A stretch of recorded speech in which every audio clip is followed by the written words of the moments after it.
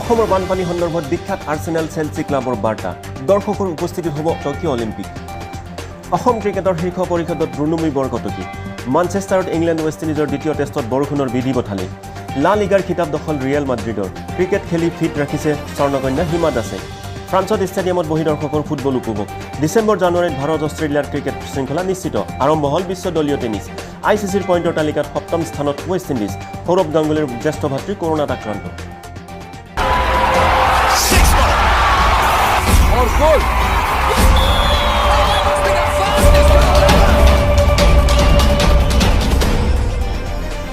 সকলোকে স্বাগতম জনাইছোঁ খেল সংবাদলৈ এতিয়া বিতং খবৰ অসমৰ বানপানী সন্দৰ্ভত আৰ্চেনেল চেলচি ক্লাবৰ বাৰ্তা অসমত ইতিমধ্যে ভয়ংকৰ ৰূপ লোৱা বানপানীৰ সময়তে অসমৰ কাষত অসমৰ ৰাইজৰ কাষত থিয় দিছে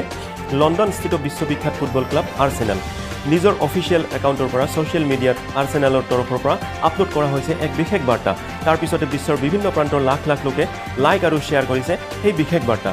এটা ভিডিঅ'ৰ জৰিয়তে আৰ্চেনেলে অসমৰ ৰাইজৰ সৈতে থকাৰ কথা উল্লেখ কৰে ভিডিঅ'টোত ইংৰাজীত উই আৰ উইথ ইউ বুলি দেখাৰ পিছতে অসমীয়া আখৰত দেখা গ'ল আমি আছোঁ আপোনালোকৰ লগত ইয়াৰ উপৰি কেপশ্যনত লিখিছে ষ্টে ষ্ট্ৰং আছাম আন এটা বিশ্বখ্যাত ইংৰাজ ফুটবল ক্লাব চেলচিৰ তৰফৰ পৰাও আহিছে একেধৰণৰ বাৰ্তা অসমৰ কেইবাখনো উচ্চ শিক্ষানুষ্ঠানৰ ছাত্ৰ ছাত্ৰীয়ে অসমৰ বানপানী সমস্যা সন্দৰ্ভত ছ'চিয়েল মিডিয়াত ডিজিটেল আন্দোলনৰ সূচনা কৰাৰ পিছতেই বিশ্বৰ বিভিন্ন প্ৰান্তৰ পৰা সঁহাৰি পোৱা দেখা গৈছে পৰৱৰ্তী খবৰ দৰ্শকৰ উপস্থিতিত হ'ব টকিঅ' অলিম্পিক মহামাৰী কৰোণা ভাইৰাছৰ বাবে এবছৰলৈ পিছুৱাই দিয়া টকিঅ' অলিম্পিক সময়মতে অনুষ্ঠিত হ'ব এই মন্তব্য কৰিছে আন্তঃৰাষ্ট্ৰীয় অলিম্পিক কমিটিৰ অধ্যক্ষ থমাছ বাকে 2021 চনৰ 23 জুলাইৰ পৰা 8 আগষ্টলৈ হ'বলগীয়া বিশ্ব ক্ৰীড়াৰ সৰ্ববৃহৎ প্ৰতিযোগিতাখনত কৰোণা ভাইৰাছৰ প্ৰভাৱ নপৰে বুলি উল্লেখ কৰি আয়োজকৰ অধ্যক্ষগৰাকীয়ে লগতে কয় যে দৰ্শকসকলে ষ্টেডিয়ামত উপস্থিত থাকি অলিম্পিকৰ খেল উপভোগ কৰিব পাৰিব অৱশ্যে অলিম্পিকত অংশ ল'বলগীয়া খেলুৱৈসকলৰ স্বাস্থ্য আৰু জীৱন সুৰক্ষাৰ প্ৰতি বিশেষ গুৰুত্ব আৰোপ কৰা হৈছে বুলিও তেওঁ লগতে জানিবলৈ বিশ্ব স্বাস্থ্য সংস্থাৰ নীতি নিয়ম পালন কৰি টকিঅ' অলিম্পিকৰ আয়োজন কৰাৰ বাবে কমিটি আগবাঢ়িছে বুলি সংবাদ মাধ্যমৰ আগত উল্লেখ কৰি থমাছ বাকে আৰু কয় যে টকিঅ' অলিম্পিক দৰ্শক অবিহনে অনুষ্ঠিত হোৱাটো আমি নিবিচাৰোঁ ক্ৰিকেটৰ খবৰ মানচেষ্টাৰত আৰম্ভ হৈছে ইংলেণ্ড আৰু ৱেষ্ট ইণ্ডিজৰ দ্বিতীয়খন টেষ্ট হয় ইংলেণ্ড আৰু ৱেষ্ট ইণ্ডিজৰ মাজত তিনিখনীয়া টেষ্ট শৃংখলাৰ দ্বিতীয়খন টেষ্ট 16 জুলাইৰ পৰা মানচেষ্টাৰত আৰম্ভ হৈছে পিছে বৰষুণে বিধি পঠালি দিয়া টেষ্টখনৰ তৃতীয় দিনৰ খেল বৰষুণৰ বাবে এটাও বল নপৰাকৈ পৰিত্যক্ত ঘোষণা কৰা হয় কৰোনাৰ মাজতে দুটা দলৰ মাজত আৰম্ভ হোৱা তিনিখনীয়া টেষ্ট শৃংখলাৰ প্ৰথমখন টেষ্টত ৱেষ্ট ইণ্ডিজে ইংলেণ্ডক 4 উইকেটত পৰাস্ত কৰি ইতিমধ্যে 1-0 অগ্ৰগতি লাভ কৰিছে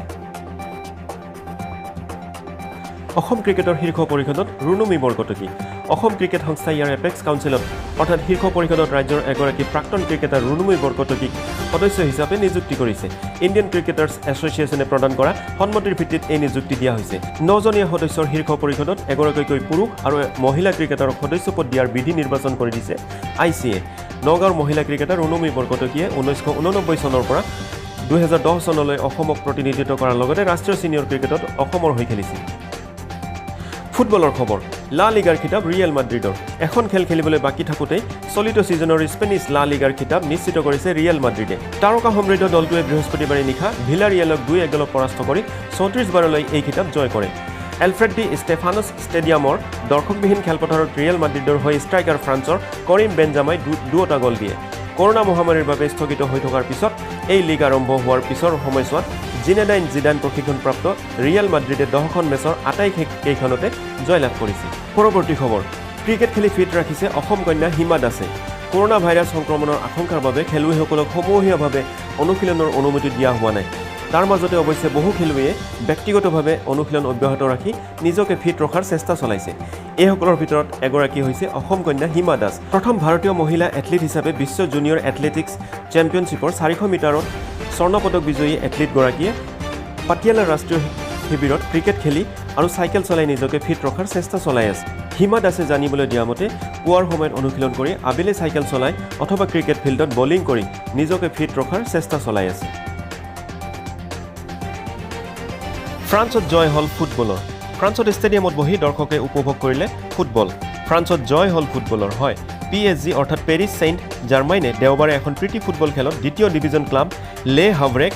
9-0 গলত পৰাস্ত কৰে অৱশ্যে PSGৰ এই বিশাল ব্যৱধানৰ জয়ৰ বাবে নহয় এক বিশেষ কাৰণতহে এই খেলখন চৰ্চালৈ আহিছে মাৰ্চ মাহৰ প্ৰথম ভাগৰ পিছত প্ৰথমবাৰৰ বাবে ফ্ৰান্সৰ খেলপথাৰত ফুটবল উপভোগৰ বাবে বৃহৎ সংখ্যক দৰ্শকৰ সমাৱেশ ঘটিল উল্লেখযোগ্য যে কৰোনা মহামাৰীৰ কাৰণে স্বাস্থ্য সুৰক্ষাৰ ক্ষেত্ৰত ফ্ৰান্স চৰকাৰে বান্ধি দিয়া নীতি নিয়ম শিথিল কৰি দিছে খেলুৱৈ সাংবাদিক ষ্টাফসহ মুঠ 5,000 লোকক এখন খেলত উপস্থিত থকাৰ অনুমতি দিয়া হৈছে ফ্ৰান্স ফুটবলৰ লগতে সামগ্ৰিকভাৱে সমগ্ৰ বিশ্ব ক্ৰীড়াৰ কাৰণে এয়া এক বিজয় হিচাপে বিবেচিত হৈছে খেলখনৰ বাবে টিকটৰ মূল্য নিৰ্ধাৰণ কৰা হৈছিল 30 ইউৰোৰ পৰা 60 ইউৰো মাত্ৰ 6 মিনিটতে বিক্ৰী হয় সকলো টিকেট